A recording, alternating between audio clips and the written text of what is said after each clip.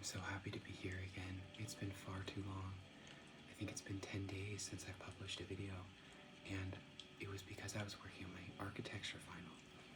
This whole week has been spent on drafting and rendering my architecture capstone project, and I had the final review today.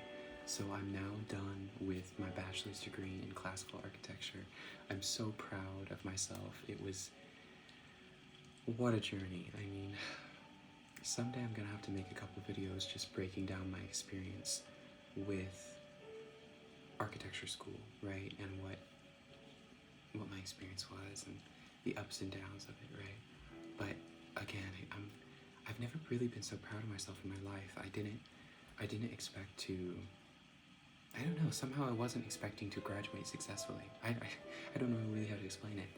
And I promised to do like a portfolio review with you guys. That would be really fun to show off some of my watercolors, and we could talk about color and composition and, you know, the floor plan. I could do a little walkthrough. I think that sounds like a good idea. I do have to make a preliminary apology. I have, like I said, I've had very little sleep this week, so I might not look or sound as good as I usually do. I'm a little tired, right? Which makes it perfect for ASMR, you know? We're both tired. If you're watching this, you know, you're probably sleepy too. So I'll be right there with you. Yeah, but this is a paint along, right? So if you're not falling asleep, maybe you want to paint along and, you know, find a project artistically that you want to work on and join me, right? This is a little unique. It's definitely an eye-catching piece. It's just begun. It's just the first sketch of the painting, right? It still all needs to be rendered, right? And it's a sphinx walking through my old bedroom door, and the door itself is kind of fading into this sfumato, or this darkness behind. So this all becomes kind of this dark canvas, right?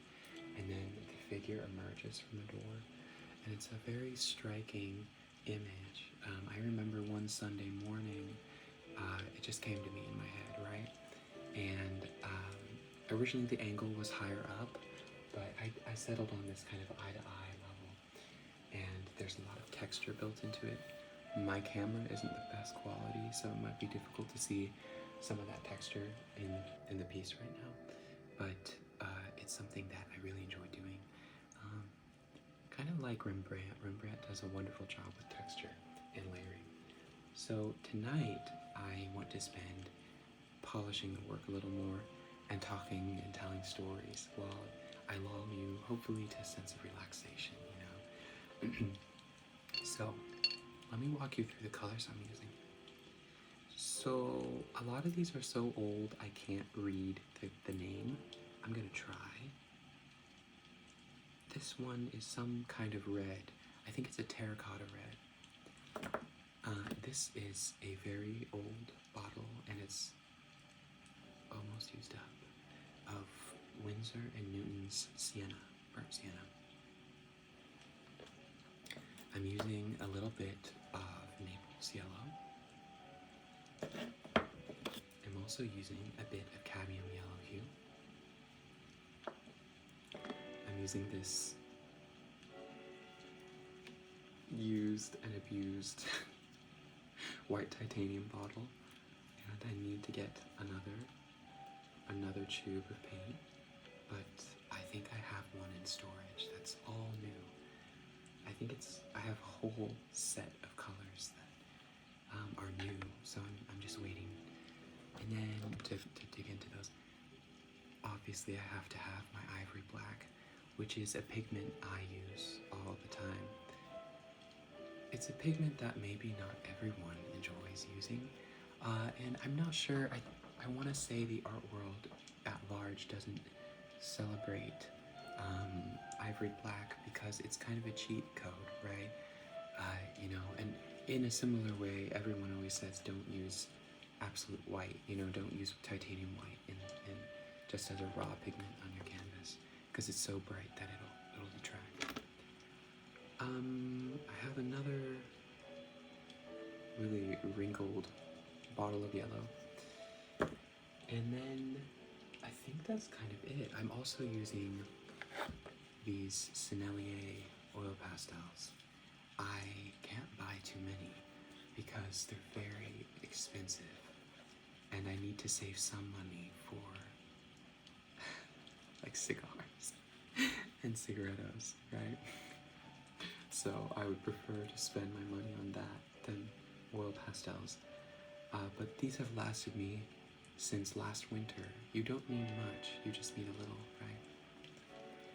Not much. And if you're wondering what we're listening to right now, we're listening to Gymnopedia. And I think this is from Debussy, I think. I hope. Again, it's been a long night, so I'm not really sure. I think the last thing that we use is yellow ochre. And I will probably toss in a lot of other pigments too. Just kind of depends on the day. Doesn't really matter, you know. My watercolor professor would always tell me, please, please, Peter, stop using more than 3 pigments when you're mixing watercolors, right? Because watercolors can get muddy. I have the opinion, though, that oil paints are the best when they are muddy. Because nothing beats gray. I love gray. Because it makes room for better colors. I'm using this brush, by the way. It makes room for colors that are accent colors, or colors that you want to draw people's attention to, right? And John Singer Sargent was he was a fanatic for French gray.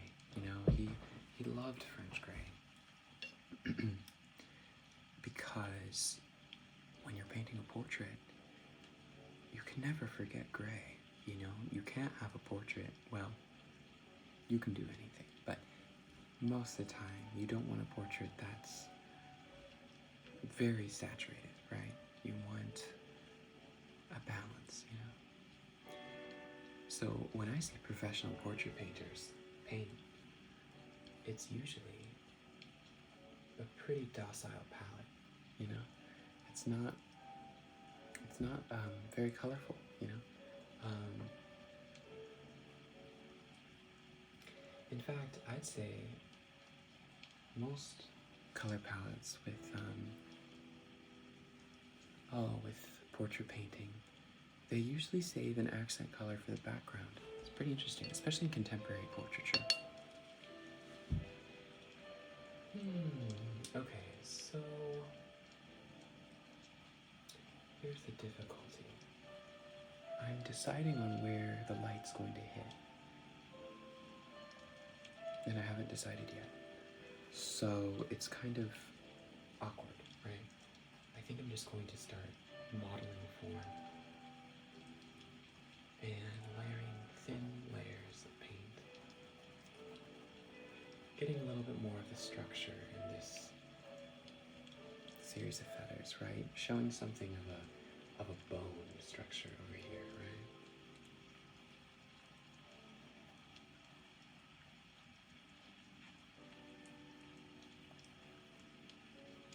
If it's your first time, you know, visiting my channel, first of all, welcome. I'm so happy that you clicked, and I hope you're enjoying it so far. But I'm curious to know where all of you are from, and you know what's kind of interests you. And do you also paint? Do you enjoy painting, or do you just watch because it's ASMR? You know, I want to know, I guess, what interests all of you.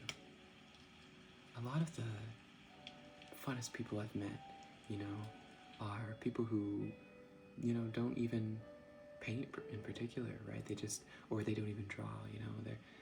They have a completely different set of skills and a different personality. And I always find, like, people who really enjoy math, you know, I admire them because they're so different. And I don't know, I just get a lot out of conversations with people who have, is that a type A personality? I don't really know.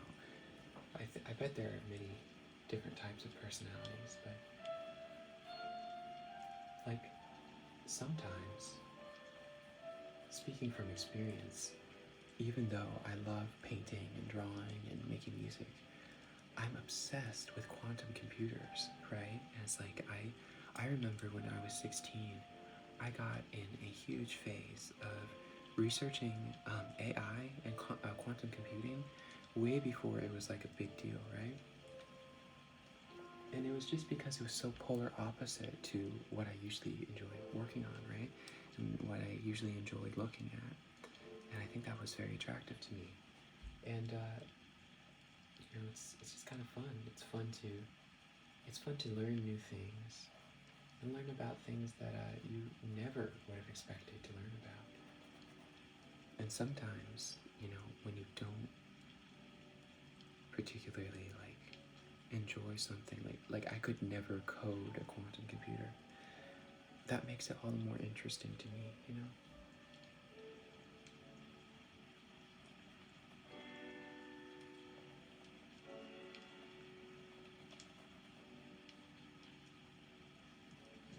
Now, I'm a big fan of layering texture into the background, right? So, I think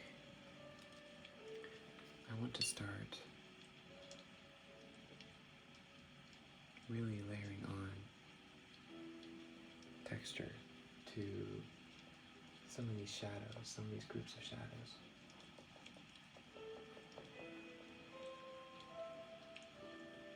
Right?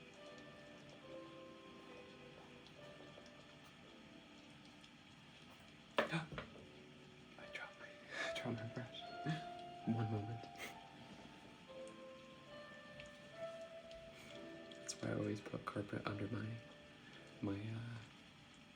canvas, because I always drop things, right? Just adjusting my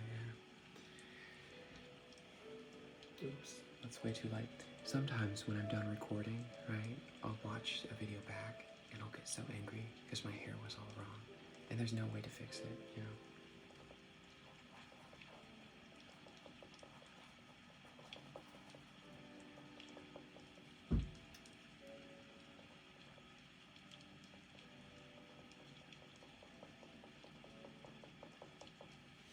When I first map out a painting, usually I'm standing really far away. So, that's kind of a proper practice for painting so that you don't get too caught up on the tiny details at first and you can focus on major moves, right?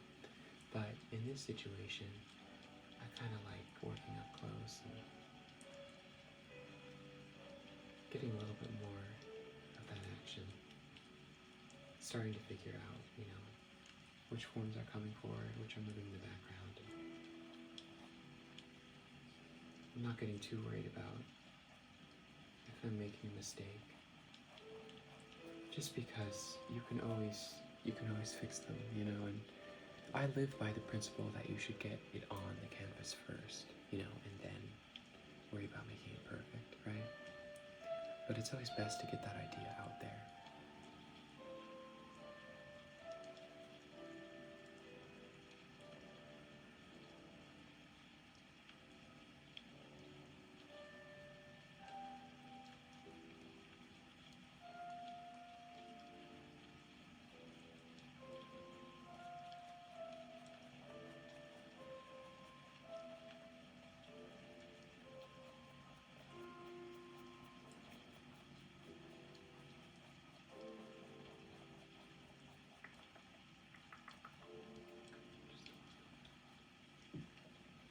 I think this would be a wood floor. I'm not really sure. Well, actually, I don't think you can see the bottom of the canvas. But I'm deciding if I want a reflection or not in the wood floor. Maybe I'll just add a little bit of a glimmer. Kind of what Sargent does, right? I also think this can get a little darker. It's farther away. And I think it would be better to build up a crescendo to that lightest spot, right?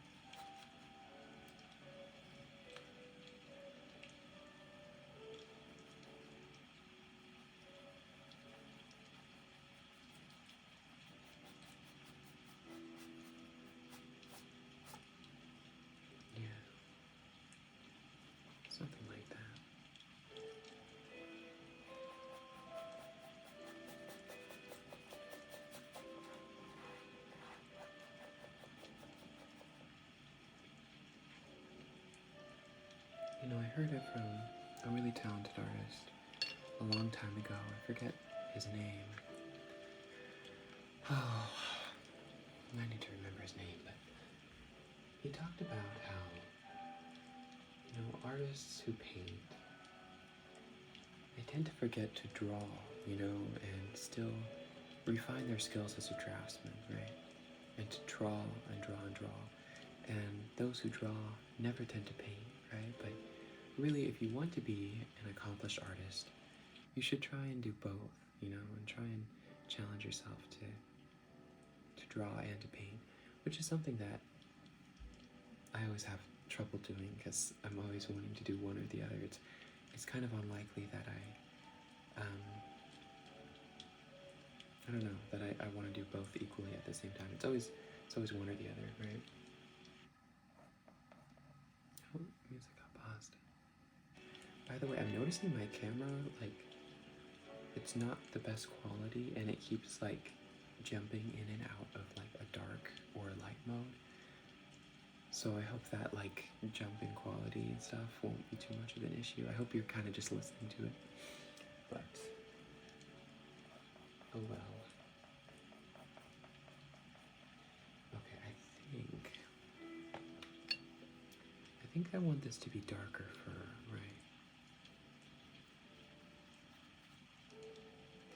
Because right now the whole body of the beast is kind of this, kind of this bright white. And I think I want a gradient of sorts, right?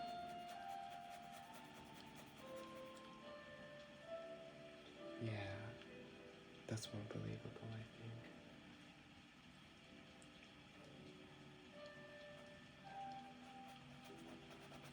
Just make that darker. So, kind of some of the symbolism behind this piece is the idea that, so I started this piece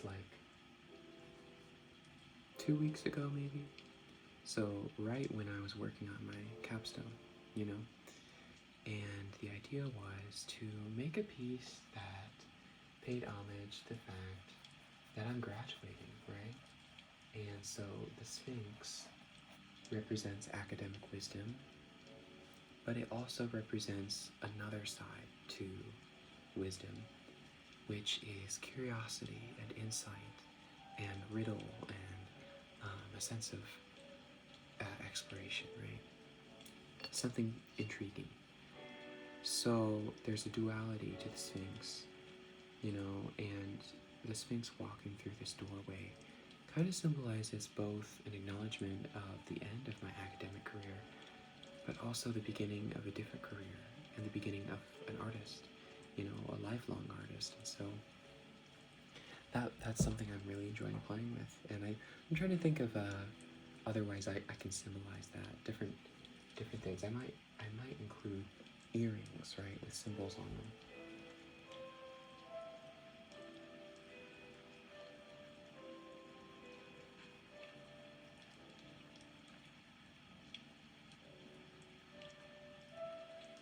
I'm almost rendering this like an etching, because there are a lot of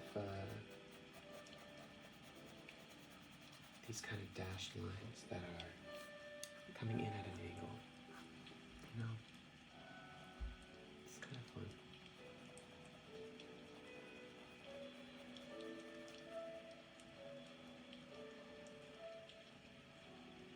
Yeah, I think I like that better. And maybe a hint of that going on back here.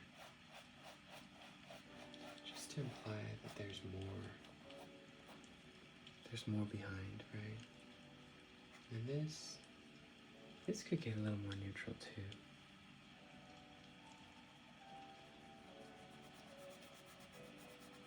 Right, something like that.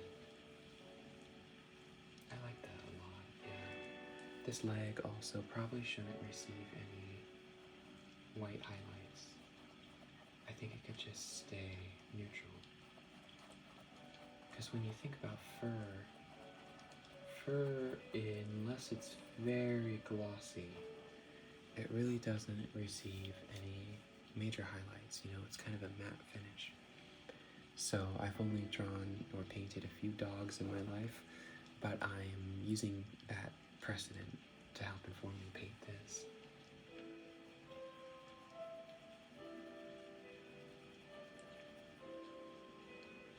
Yeah, I like that.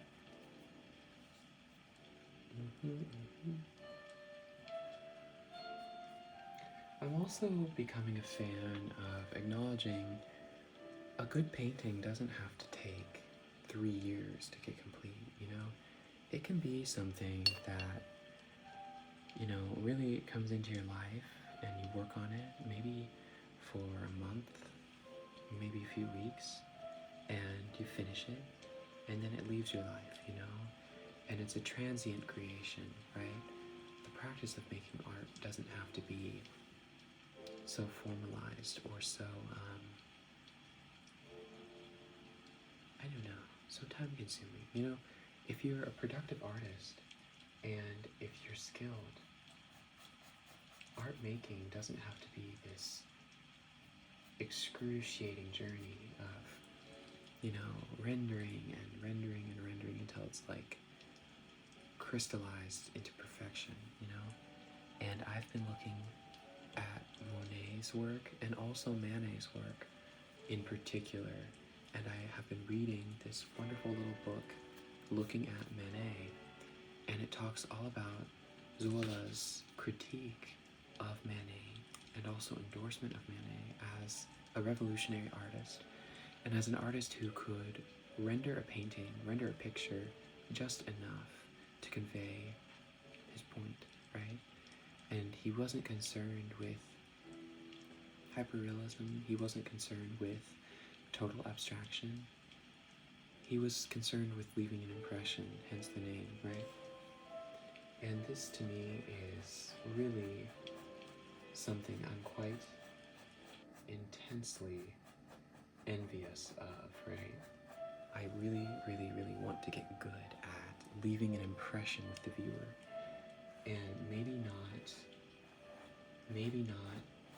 giving them everything at once. Maybe leaving a little bit of the painting rougher, you know, or sketchier, you know, and keeping that excitement of movement to 1 or 2 locations in the canvas that really direct the viewer towards it. So there's a subtlety that I want to adopt, a subtlety that I want to become good at.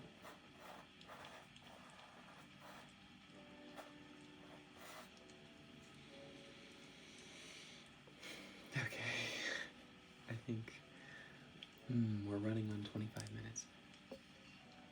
Usually about 25 minutes is where I cut it off, just because it takes a while to upload a YouTube video, and I feel like 25 minutes is a good time for kind of a paint along. But if you enjoyed this piece, don't worry, there will be more progress, I'm sure. And also, you know, I can't wait to vlog some of my life a little more, you know, and show you day by day what I'm working on, no matter how small, because it's always a highlight of my life, of my day, to talk to you all. I deeply care about you, and I'm flattered and I'm honored that I already have over 1,000 of you as subscribers. I never expected that, and it's very humbling, and at the same time I'm incredibly proud. So I want to keep growing the community and keep finding new people to say hello to, and you know, we're all on this earth together, you know, and we're all here to help each other. So I hope my art videos are something that bring a good vibe, you know. So anyway, thank you so much for watching, and I can't wait to talk to you for part 2. And yeah, I have a lot of other things to record also, maybe after I get a little bit of sleep, you know.